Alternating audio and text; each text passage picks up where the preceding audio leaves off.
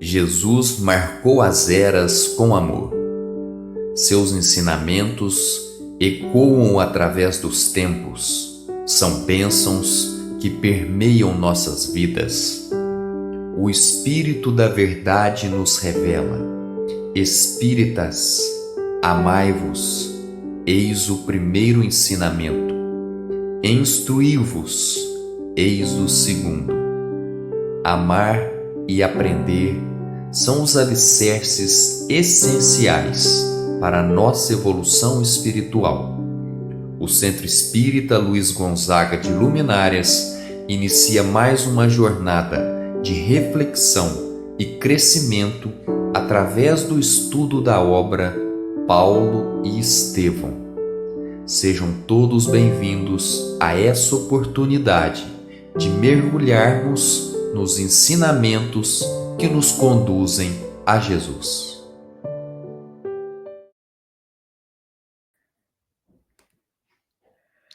Boa noite a todos. Boa noite, André. Boa noite a todos. Mais um capítulo hoje aqui do nosso estudo Paulo e Estevão. Que a paz de Jesus esteja aqui com todos nós. Com todos nós, com certeza. É com muito carinho que estamos aqui, começando, como André disse, mais um capítulo do estudo reflexivo da obra Paulo e Estevão. Sejam muito bem-vindos, sintam-se acolhidos e envolvidos por este amor de Jesus que reúne a cada um de nós aqui neste instante. É com muita alegria que nós damos as boas-vindas a todos os irmãos que estão aqui agora, neste domingo, 7h30 da noite, nos acompanhando. Sejam bem-vindos. Mas também, André, vamos deixar o nosso bom dia e o nosso boa tarde para todos os nossos irmãos que também nos acompanham em outros momentos do dia, em outros momentos da semana. Também sintam-se acolhidos por este nosso momento de encontro com Jesus. Aliás, André, vamos aqui retornar antes da gente iniciar aqui, já que a gente está dando as boas-vindas, vamos retornar aqui no último vídeo do nosso encontro. Nós tivemos alguns irmãos que partilharam palavras de muito carinho para com a nossa casa espírita. Então eu vou ler aqui para a gente, também dar as boas-vindas para eles, porque eles estão nos acompanhando, dizem aqui que todo domingo. Então eu vou retornar aqui no nosso último estudo, deixar uma boa noite também para Juliana, para Adriana, para o Pedro Caribe, para Maria José e também para o Guilherme. Boa noite, sejam também muito bem-vindos. Esses irmãos estão sempre aqui acompanhando também os nossos estudos reflexivos. É com muito carinho que a gente partilha deste instante juntos. Bom, meus amados irmãos, com essas palavras iniciais, dando as boas-vindas para a nossa grande família que se reúne aqui em nome de Jesus, que hoje nós damos a abertura ao estudo do livro Paulo e Estevão, capítulo 9, da primeira parte. Sabe o que isso significa, André? Que falta apenas um capítulo para a gente terminar a primeira parte do livro. Depois a gente já adentra na segunda parte, que, como se diz, são os capítulos finais da obra. Ainda tem muita coisa para acontecer, mas pensar que a gente já caminhou quase metade do livro, não é, André? Você está colocando aí no capítulo para a gente... Consegue mostrar aí quanto que a gente já caminhou em questão de leitura? Bastante. Dá quantas páginas esse capítulo 9, André? Capítulo 9 começa na página 155. 150. Então a gente já caminhou 155 páginas. Isso é muita coisa. Então, olha só, é com muito carinho hoje que a gente dá aqui esse capítulo 9. Ele se chama Abigail Cristã e é um capítulo dedicado a nos falar sobre Abigail e o que aconteceu com ela após Saulo findar o noivado com ela e também depois que ela vivenciou aquela experiência horrível de ver a morte do próprio irmão Estevão. Então, nosso Naquelas encontro... condições que fizeram ela também relembrar a morte do pai, né? São Exatamente. muitas circunstâncias fortes envolvidas para ela. Exatamente. Então, quanta coisa não estava acontecendo com Abigail. Relembrando a morte do pai, vivenciando ali a morte de forma cruel do irmão.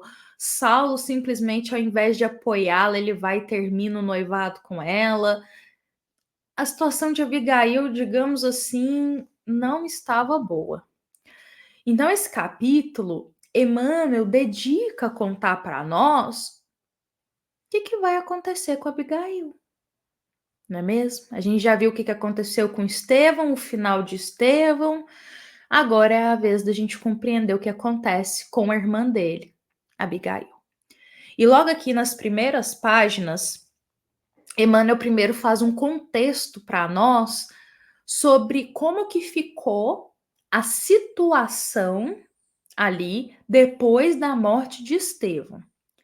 Então, a primeira situação, o primeiro contexto que Emmanuel narra é que as perseguições para com os cristãos intensificaram, sobretudo para aqueles que frequentavam ali o caminho, posso colocar a casa do caminho, que ouviam o evangelho ali, ou que eram tratados e cuidados lá também, para quem servia e amparava, para quem seguia os apóstolos, para qualquer coração cristão. As perseguições, elas intensificaram, porque Estevão, ele, digamos assim, ele foi o primeiro mártir, né, André, do cristianismo. Podemos colocar assim. Com Pode falar. certeza. Com certeza. Isso. Então ele foi o primeiro ali que morreu em nome do cristianismo, né? Que morreu em nome do cristianismo. Ele foi o primeiro que morreu em nome de Jesus. Primeiro perseguido mesmo, assim, por estar falando do Cristo. E aí, depois dele, aí que tudo intensificou. Aí que as perseguições começaram mesmo. Então, olha que interessante, porque a gente vê sempre na história aí dos séculos, André, a gente sempre vê e sempre ouve que, nossa, os cristãos eram muito perseguidos, os cristãos não tinham o direito de orar, de seguir os ensinos de Jesus. E aqui, na obra Paulo Estevão, a gente tem, como se diz, a bênção de entender quando isso começou, por que começou e como isso foi se desdobrando. Então, nessas primeiras páginas, Emmanuel narra que as perseguições intensificaram, que Saulo começa a perseguir mulheres, idosos, crianças. Saulo não queria nem saber se era uma mãe de família, se era uma criança em dificuldade, se era um idoso. Ele perseguia todo mundo. Porque, pelas palavras de Emmanuel, Saulo tinha raiva de Jesus. Ele odiava Jesus.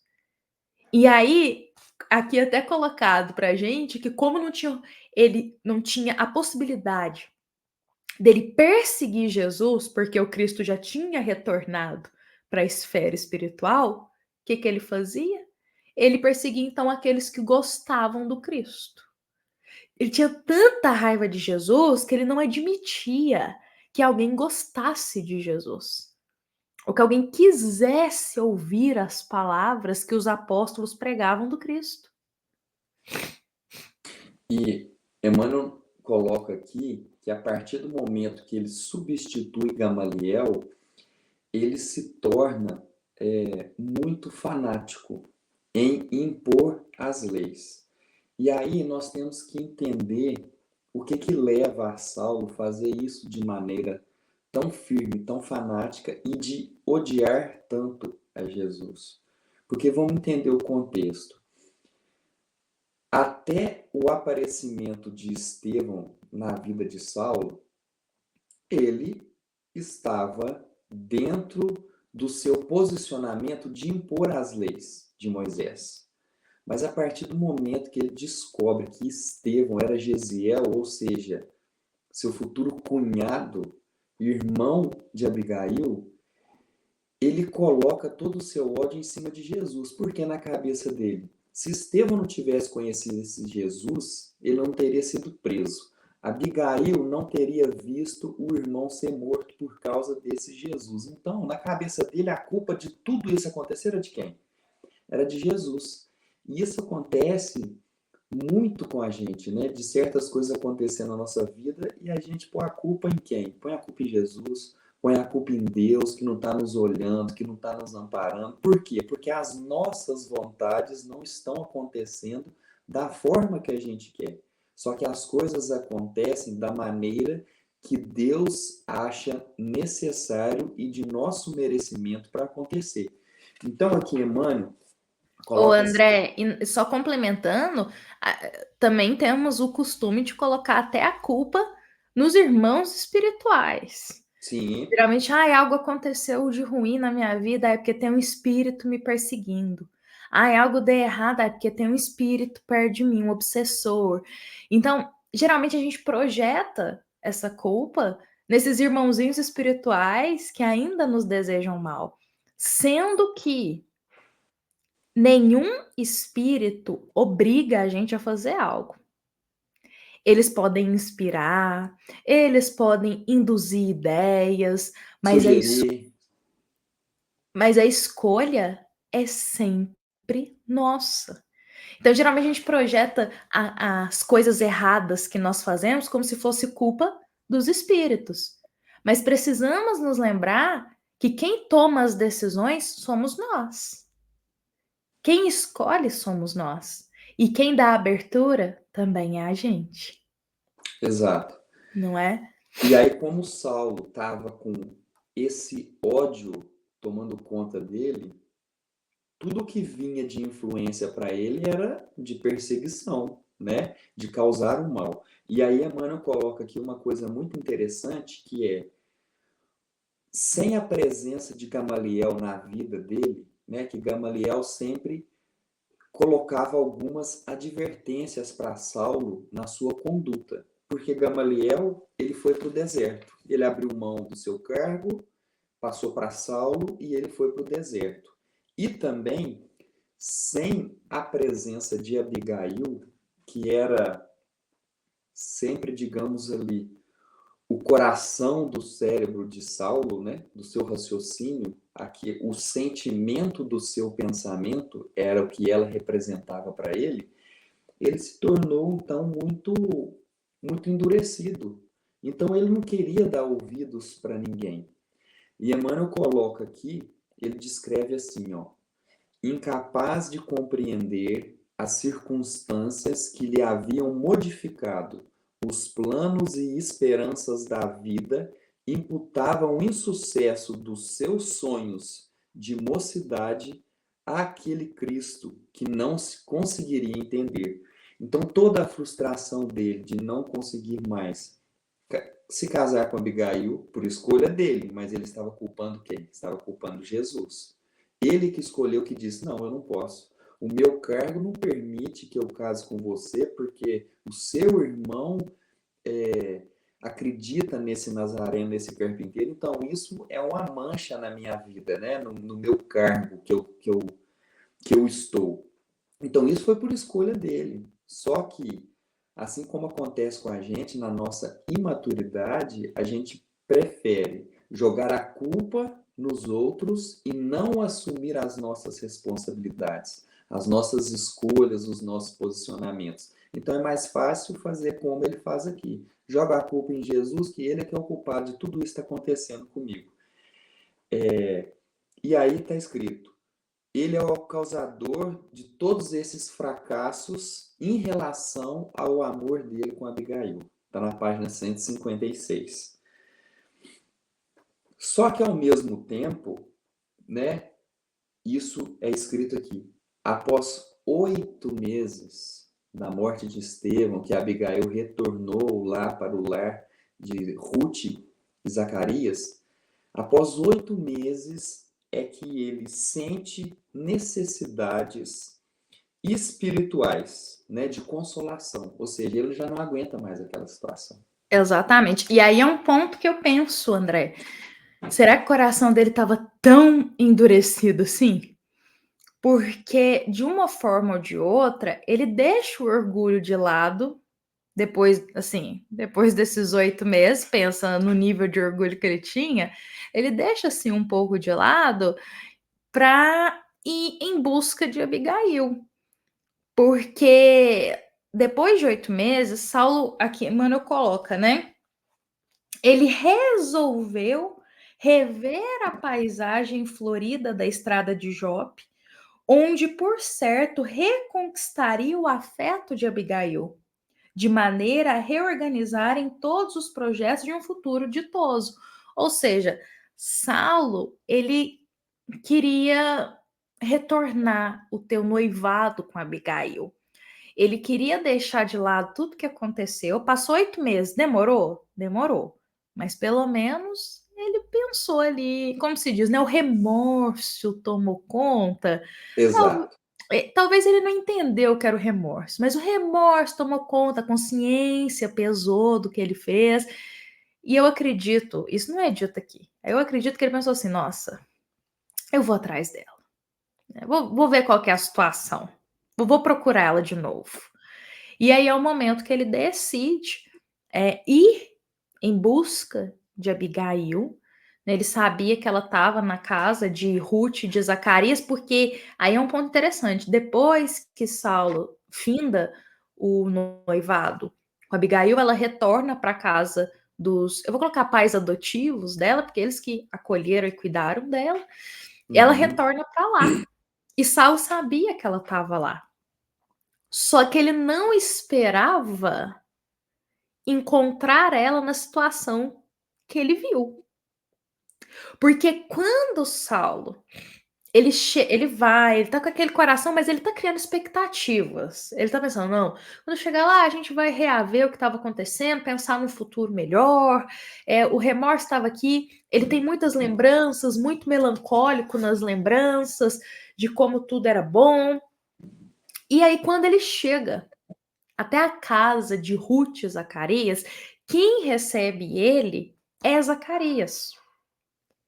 E quando Zacarias recebe ele, o recebe muito bem, trata Saulo muito bem, e Saulo fica até um pouco assustado. Por quê? Naquela época isso não era muito comum, digamos assim, porque Saulo fez muito mal para Abigail. Então, assim, a família tomava as dores. Então, se tomava as dores, não iria tratar Saulo bem, porque sabia o que ele fez. E aí Saulo até se surpreende, porque ele é recebido muito bem na casa de Zacarias. Zacarias abre os braços para ele, o recebe, sauda a ele, e aí ele até fica assim, mas o que será que Abigail falou de mim? Será que ela contou o que aconteceu? Será que ela falou o que eu fiz? E aí Zacarias vai contar o que Abigail falou de Saulo. E Abigail falou só coisas boas. Abigail não falou as coisas ruins que Saulo fez. Não falou como que Saulo maltratou ela, foi desrespeitoso com as palavras, não foi acolhedor. Abigail não falou nada disso. Mas ela falou coisas boas.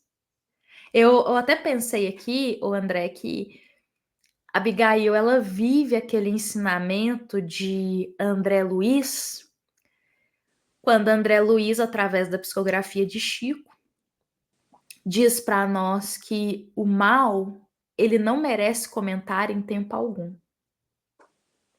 O mal não merece comentário em tempo algum. Então, a Abigail, ela não vai falar do mal, ela não vai falar das coisas ruins, ela não vai, como se diz, falar de toda a desgraça que aconteceu. Mas ela vai olhar o lado bom. E é nesse momento que Saulo nota a nobreza da alma de Abigail. Aí ele nota que aquela alma ali, ela é diferente espiritualmente. E ele também fica um pouco impressionado porque Zacarias fala assim para ele: uai, mas os seus amigos não te contou o que aconteceu? Aí ele fala assim: porque faz 4 meses que ela adoeceu dos pulmões, que ela está doente. Eu tentei te avisar, solicitei sua presença para você vir aqui, só que você não correspondeu com isso. E aí a Abigail simplesmente disse que você estava muito ocupado com seu cargo, que ele é de muita responsabilidade, agora que você assumiu o lugar de Gamaliel, então ela colocou isso a respeito da sua ausência, né, do porquê ele não foi até a casa, né? E Sim. Zacarias e Ruth entenderam, né, assim, meio que essa desculpa, eles ouviram e não questionaram Abigail. Só que aí eles perceberam o seguinte, que ela estava adoecendo, Ela estava definhando. ela estava definhando. E apesar de todos os esforços que a Abigail fazia para poder tranquilizar os pais adotivos, eles tinham a impressão de que ela estava com um desgosto muito profundo para poder estar naquela situação. Só que ela não expressava aquilo. Ela não expunha para ninguém, não comentava com ninguém aquilo que estava acontecendo. E aí o que acontece é que, nesse período, alguns meses, aparece um senhor chamado Ananias e ele pede para poder ficar ali uma semana, ali na casa. Pede um lugar para poder ficar. E nesse momento, Abigail encontra com ele e ele começa a falar para ela a respeito de Jesus, dos ensinamentos de Jesus. Óbvio, o interesse de Abigail, sabendo que o irmão estava seguindo Jesus, ela ia querer saber, né? Porque lá atrás ela já disse, Gesiel não ia se deixar enganar, né, por alguém, porque ele tem conhecimento das Escrituras. Então, se foi dito que ele é o Messias, realmente ele é. E aí ela começa a conversar com Ananias, e Ananias, antes de ir embora, presenteia ela com alguns pergaminhos falando a respeito dos ensinamentos de Jesus. E aí Saulo, quando ouve isso da boca de Zacarias, ele fala, mas não é possível, esse carpinteiro de novo, ele está me perseguindo, porque em todo lugar que eu vou, é isso que me acontece, ele aparece em todos os lugares. E aí, o Saulo começa a questionar Zacarias por que que ele deixou que isso acontecesse. Por que que ele deixou esse contato dela, de Abigail, ficar ciente desses ensinamentos? Porque um pai não ia fazer uma coisa dessa.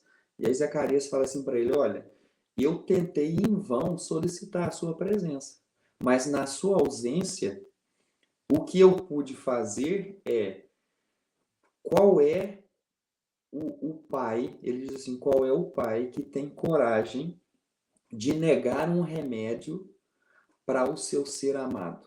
Ou seja, qual o pai que vai negar um remédio para um filho? Então, ele percebendo que aqueles ensinamentos de Jesus estavam fazendo bem para Abigail, na situação que ele estava, ele deixou, né? Porque ele fala assim, aqui Emmanuel fala assim, ó, a dor transformou em alegria íntima, porque ela, tendo os conhecimentos do que Jesus ensina, ela descobriu uma energia para uma vida nova.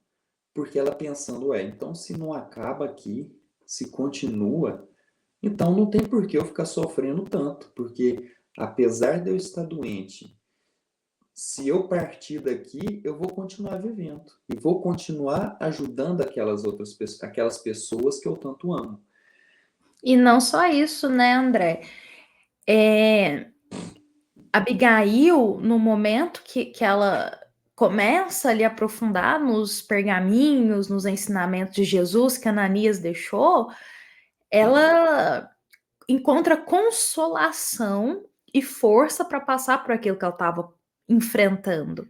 Porque Zacarias até comenta que Abigail, ela tentava mostrar que ela estava bem, só que um momento ou outro, a própria Ruth via que ela chorava escondido, que ela não estava bem, ela só fingia que estava bem, porque acredito que ela não queria preocupar os pais adotivos. Então, como você bem colocou, ela guardou muito as emoções para si. E diz aqui que ela só foi definhando, até o ponto dela ficar de cama. Ela ficou muito doente. Acredito que devido ao desgosto de tudo que aconteceu e a todas as emoções que ela reprimiu. E, André, isso é uma coisa muito comum, não só com a Abigail, mas com todos nós. É muito comum nós vermos quando alguém passa por um desgosto muito grande e não sabe lidar com esse desgosto, a pessoa, como se diz, ela começa a adoecer.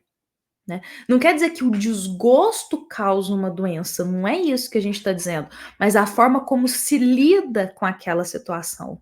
Porque a Abigail, ela reprimiu as emoções, ela não colocou para fora.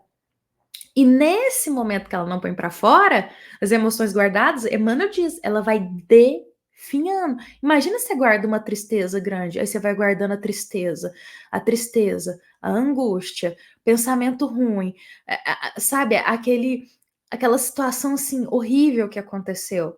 Você vai definhando, você perde a esperança na vida, você não quer nem sair mais do quarto, né? E aí, o que eu quero pontuar disso é o seguinte: todas as vezes que nós reprimimos as emoções e não ressignificamos essas emoções, de alguma forma, isso manifesta no nosso corpo. Porque o corpo, mente e espírito é tudo interligado. Não é só o corpo, não é só a mente, não é só o espírito, não. É tudo interligado.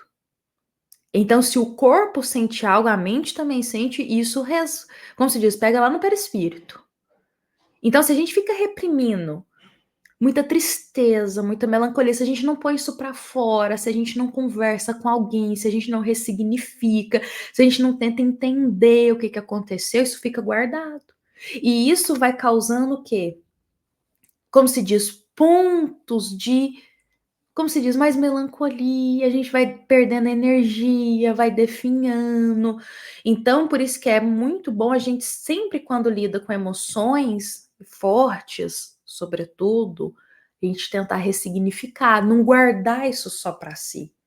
A gente adoece, fica guardando só pra gente tudo que sente. Porque foi isso que aconteceu com a Abigail. A Abigail foi definhando porque ela não colocou para fora. Claro que pode ter diversas causas, isso aqui é uma hipótese do que a gente está falando com base no nosso entendimento aqui do capítulo. Mas Emmanuel deixa claro, ela foi guardando as emoções, foi definhando.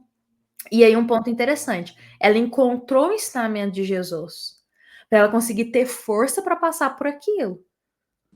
Quer dizer que encontrar o ensinamento de Jesus, no outro dia ela já não estava sofrendo mais.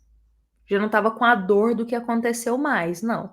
Ela ainda sofria, ela ainda estava angustiada, ela ainda estava triste. Só que ela foi ressignificando isso, certo? Assim como nós, né? Quando a gente abre o coração para a doutrina espírita, para Jesus, não quer dizer que a gente não vai ter problemas, ou não vai passar por dificuldades.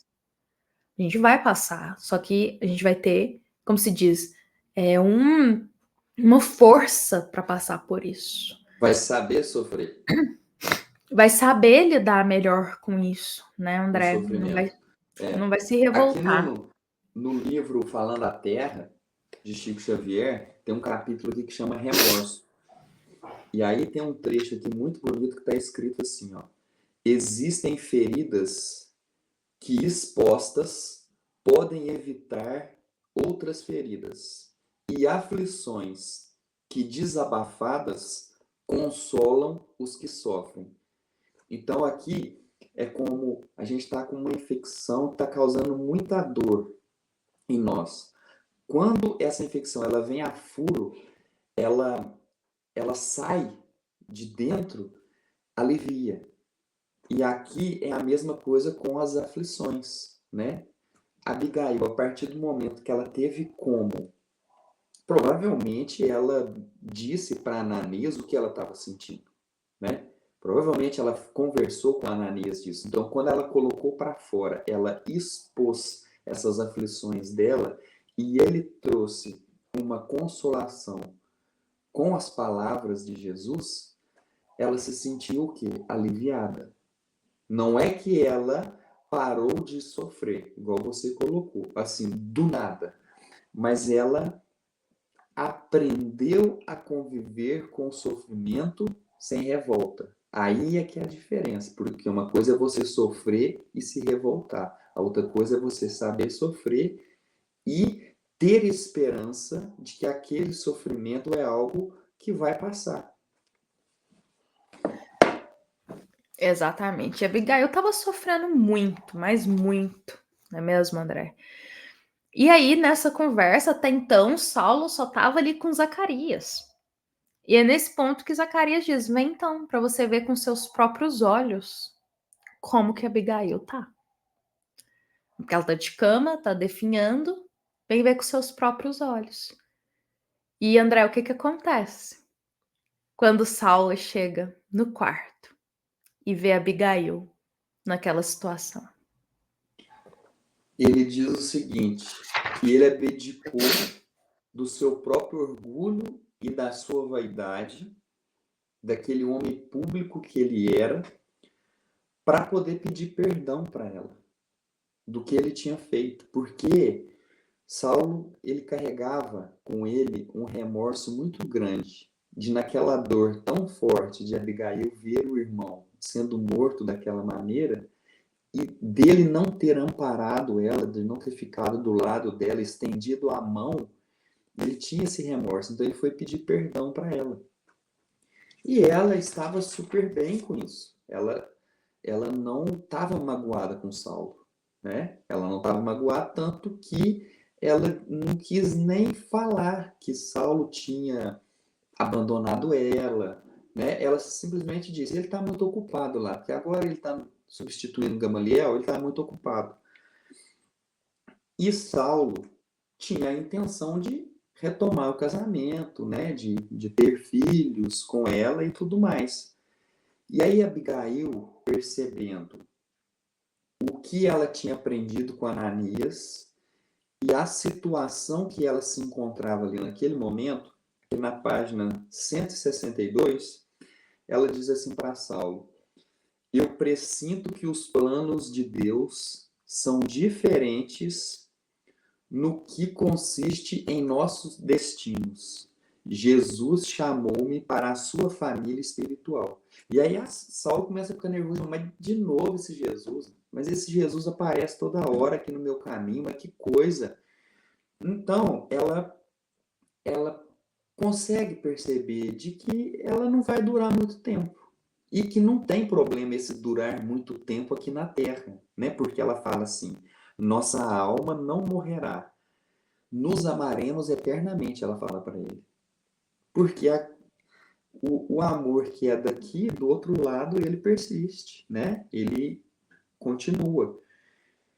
E aí ela começa a dizer para ele a respeito do Evangelho de Jesus. E ela fala assim, que o Evangelho é um Evangelho de perdão e amor, que é um tesouro divino para os sofredores e os deserdados do mundo.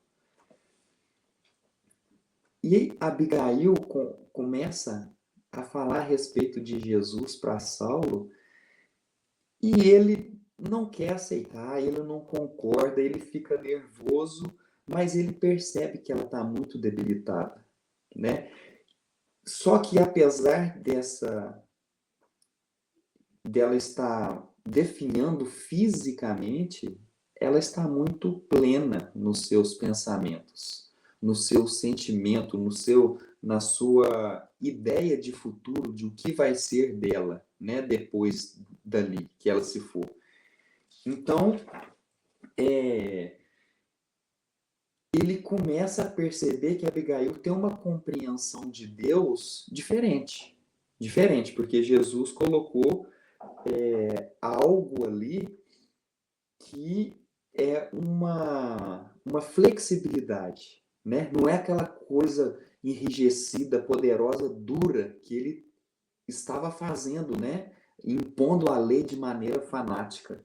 Que, que Deus, ele sabe muito bem as dificuldades e como lidar com a personalidade e as escolhas de cada filho, né? E ela fala assim: a minha alma está tranquila, porque eu tive a visita aqui de Gesiel. Gesiel veio aqui se encontrar comigo e ele está com Cristo e ele está bem, né? Trouxe para mim pensamentos muito elevados, muito tranquilos, e então não tem por que eu reclamar, né? Não tem por que eu reclamar de Deus, porque a presença de Gesiel me trouxe ainda mais tranquilidade. E Saulo percebeu que todos aqueles que eram simpatizantes, discípulos de Jesus, que eles traziam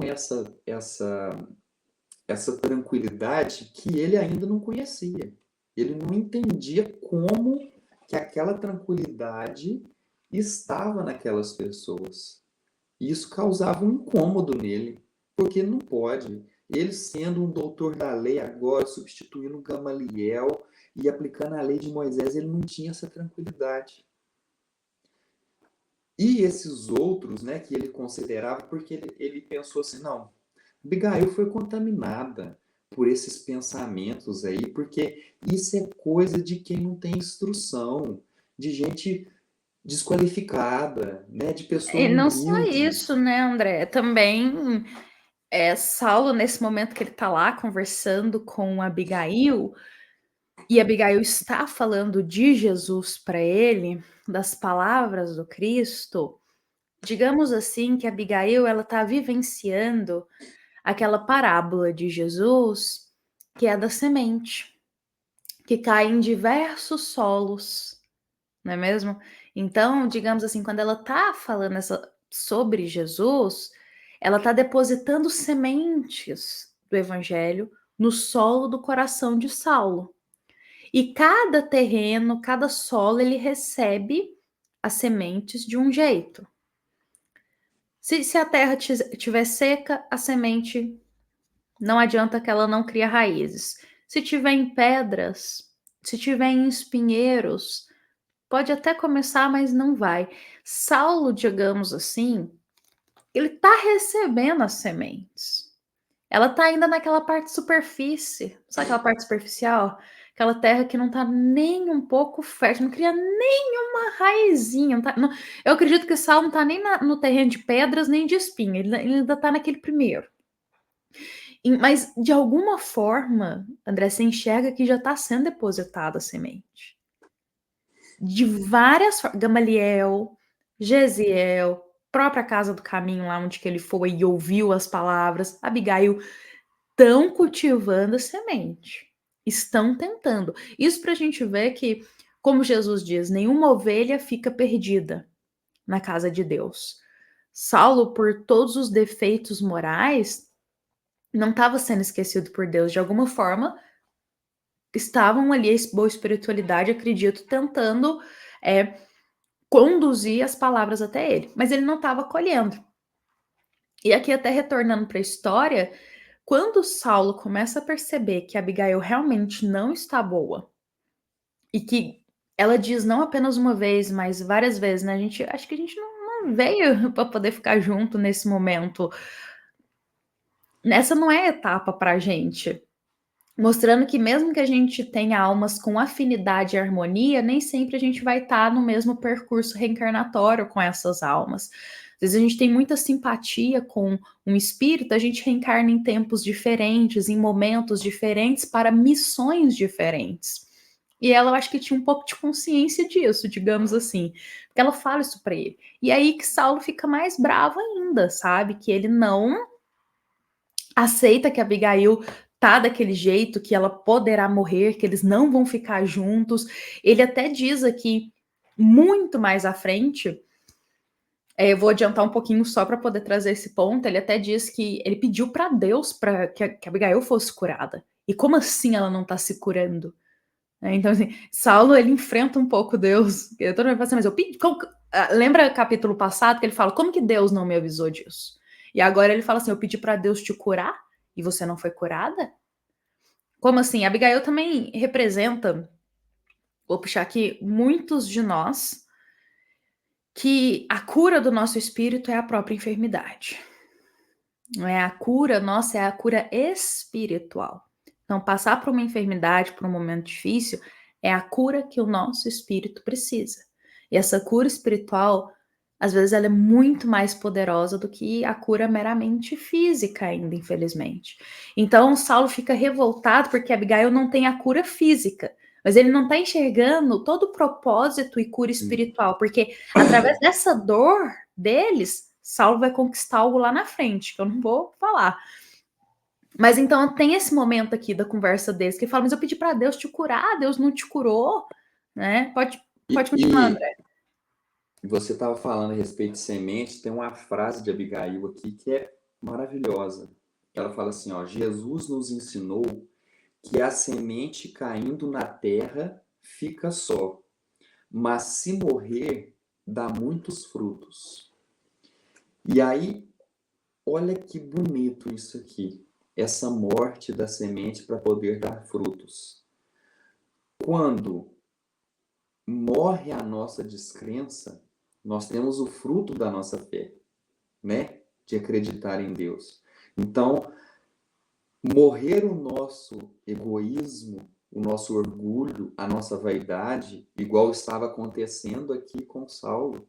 Estava morrendo o orgulho e a vaidade dele, do cargo dele, para ele poder buscar Abigail. E aí, nesse processo, ele está tendo contato, mais uma vez, como você colocou, com os ensinamentos de Jesus. E aí ela fala aqui para ele, né, que para ele não se revoltar contra essas vontades de Deus a respeito desse convívio material ali que eles vão deixar de ter, porque ela já estava sabendo que ela ia desencarnar, né? E que era para ele continuar firme. E ela chega até a mencionar que aqui, ó, que se ela ficasse no mundo, ela poderia perturbar a missão que o Salvador designou para ele, para Saulo. Só que isso é uma coisa que no momento, né, como muitas coisas que nos chegam, que a gente não entende no momento. Mas que depois, na hora que a gente terminar esse livro, a gente vai entender, né? E aí ela estava dizendo isso, porque ela disse que à noite que ela notou que alguém se aproximou dela, que veio uma luz, e que essa luz era Gesiel. E que quando ela viu Gesiel nessa luz, que ela se lembrou de Jesus, né? Da ressurreição de Jesus. E aí ela diz assim, ó, que Gesiel ensinou, estava falando a respeito de Jesus, que ensinou-me a quebrar o egoísmo de minha alma, enchendo-me de bom ânimo e trouxe-me a grata nova de que Jesus ama-te muito, tem esperanças em ti. E aí ela fala, se ficasse no mundo, não iria perturbar a missão que o Salvador te destinou. Gesiel afirmou que nós te ajudaremos de um plano mais alto. Por que então deixarei de ser tua companheira? Então Gesiel está dizendo para ela, onde você estiver, você será capaz de ajudar Saulo. Então não tema por isso. E ela estava querendo passar isso para Saulo. Que por mais que ela não fosse ficar ali com ele, como uma esposa, mãe dos filhos dele, na companhia dele, mas onde ela estivesse, ela poderia estar sempre com ele, auxiliando ele.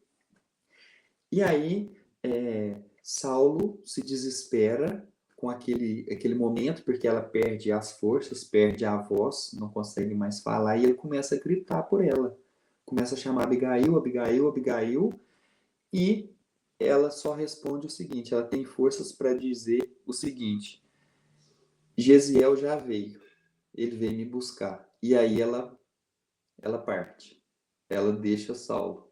E Saulo fica ali inconsolado com aquela situação. Então, o nosso capítulo de hoje termina nessa despedida.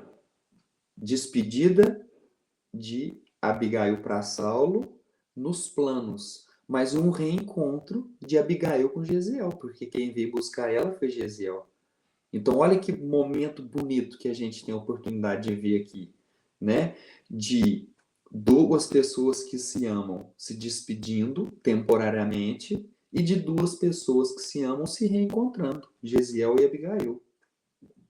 Muito bonito seu ponto de vista, André. Acredita que eu não havia me atentado para isso. Por isso que é boas reflexões, a gente troca muito ensinamento. Muito bonito seu ponto de vista, e realmente esse é o momento da morte do corpo físico de Abigail. É o momento do desencarne dela. E é bonito porque Gesiel vem buscá-la. Assim como a gente vê muito nas obras espíritas, e isso é também nos dito, nos explicado na doutrina espírita, que todos nós, quando vamos desencarnar, tem uma equipe espiritual, ou um espírito amigo, um espírito familiar que vem nos buscar. A gente no desencarne fica, como se diz, sozinhos, sem entender o que estava acontecendo. Sempre tem uma equipe de espíritos familiares que já partiram antes, espíritos amigos que cuidaram da gente no período da reencarnação, que vêm nos buscar, nos explicar o que está acontecendo, nos acalmar. Se a gente precisar passar por uma etapa de descanso antes, eles vão nos conduzir para isso. Então a gente sempre tem esses espíritos que ficam por ali, nos auxiliando e nos guiando, certo? Então, isso é aqui, Gesiel que veio buscar ela. Todos nós também temos os que irão vir nos buscar, nos receber no plano espiritual. Isso traz um conforto, porque retira aquele medo do nada, medo do que vai acontecer. A gente está sempre sendo cuidado. O mundo espiritual e o mundo corpóreo está em constante contato. Então, André, e a todos os nossos irmãos que estão nos acompanhando aqui neste domingo, é assim que finaliza o nosso capítulo. Esse capítulo ele é menor mesmo, o tamanho dele, comparado aos que a gente já passou. É um capítulo que realmente foca em falar dessa etapa e do desencarne de Abigail. E agora, no nosso próximo encontro, daqui 15 dias, aí a gente vai chegar naquela parte, não é, André, que todo mundo conhece. A Estrada de Damasco, capítulo 10, o último capítulo da primeira parte do livro. Aí a gente vai ver Saulo na Estrada de Damasco, o que ele vai fazer, por que ele vai até Damasco, quem que aparece, eu vou falar assim, mas muitos de nós já sabem, quem que aparece em voz para ele na Estrada de Damasco, daqui para frente é essa história que nós veremos. Então eu convido a todos a estarem conosco, o próximo encontro com certeza vai ser emocionante. Eu e o André estamos preparando esse encontro com muito carinho, a gente vai preparar algo muito especial para esse dia, e eu convido a todos para nós encerrarmos aqui o nosso encontro deste domingo. Eu me despeço do André, eu me despeço de todos, e antes, André, de passar as palavras para você, eu reservei hoje para o nosso encontro, para finalizar ele, algumas palavras do querido De Luca, em uma de suas obras, do seu livro Alguém Me Tocou. O querido De Luca, ele coloca ali para gente palavras muito bonitas que eu acho que harmonizam com esse momento da história de hoje. Sobretudo quando Saulo questiona por que Deus não curou Abigail. Então eu encerro aqui com essas palavras, já me despedindo do André, depois eu passo as palavras para ele também. Eu convido a todos para a gente serenar o nosso coração, para a gente ouvir essas palavras do De Luca com a nossa alma.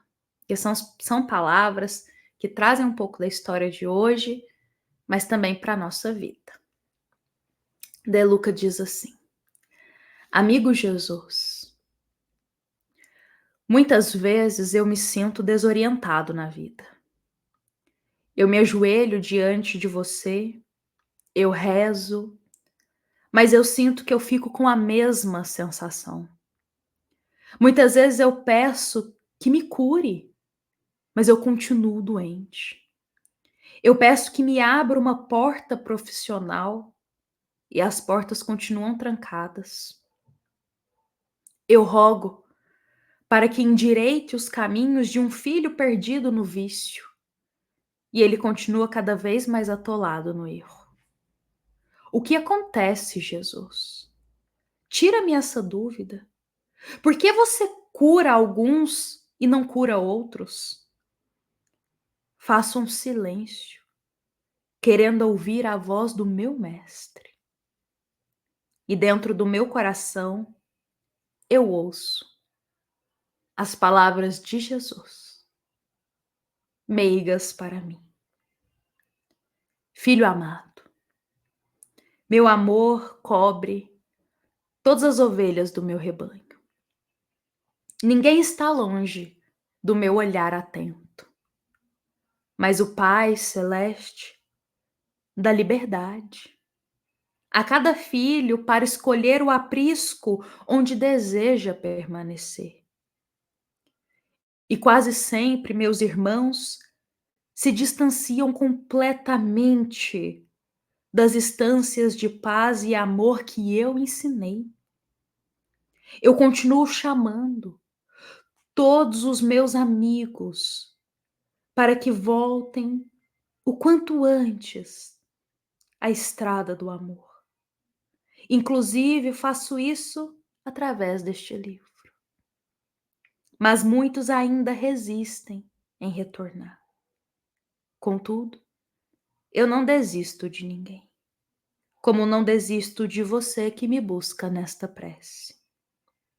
O meu silêncio não é a inércia, é a espera de que cada filho tome a decisão de seguir os passos da felicidade que eu ensinei em nome do Pai, que vela por todos nós. Assim que eles derem o menor sinal de transformação, eu os receberei em meus braços fortes e acolhedores. Obrigado, Jesus, por seu infinito amor. E eu quero retornar para os teus braços. Que assim seja. Essas palavras de De Luca acho que encerram bem o nosso encontro de hoje e já nos convidam para o próximo encontro também. Desejo um feliz domingo com a paz de Jesus. Lembrando a todos que esse nosso encontro, esse nosso estudo reflexivo é graças à nossa amada Casa Espírita, Luiz Gonzaga, da Cidade de Luminárias. André, também me despeço de você. Fiquemos com Jesus. Essa leitura que você fez aí, eu recordei de a passagem no Evangelho de João, no capítulo 20, a respeito da aparição de Jesus para os discípulos. E aí ele aparece e Tomé não estava presente. Então eles comentam com Tomé e Tomé fala que não acredita, só se ele botar o dedo na ferida de Jesus, na chaga, é que ele vai acreditar. E 8 dias depois, Jesus então aparece e aí sim Tomé estava presente. E aí ele fala para Tomé, encosta aqui, Tomé. Você não queria encostar para você acreditar? E ele fala, felizes daqueles que acreditam sem tocar, sem ver. E aí a gente poderia colocar aqui, felizes daqueles que acreditam sem serem curados. Porque a gente acreditar só quando é curado é uma coisa. Agora, a gente acreditar em Deus, não sendo curado o nosso corpo, mas tendo em mente que o nosso espírito está sendo curado. Porque para o espiritismo, muitas vezes, a doença é a nossa cura. Então, esse é o ensinamento que Deus quer deixar para nós, né? Então, é como se Jesus dissesse assim, nisso que você leu e nessa passagem do Evangelho de João: felizes daqueles que, mesmo não sendo curados o corpo, acreditam em Deus porque sabem que o seu espírito, a sua alma, será curada. Que ficamos todos com Deus, tenhamos um ótimo domingo, uma ótima semana e que assim seja.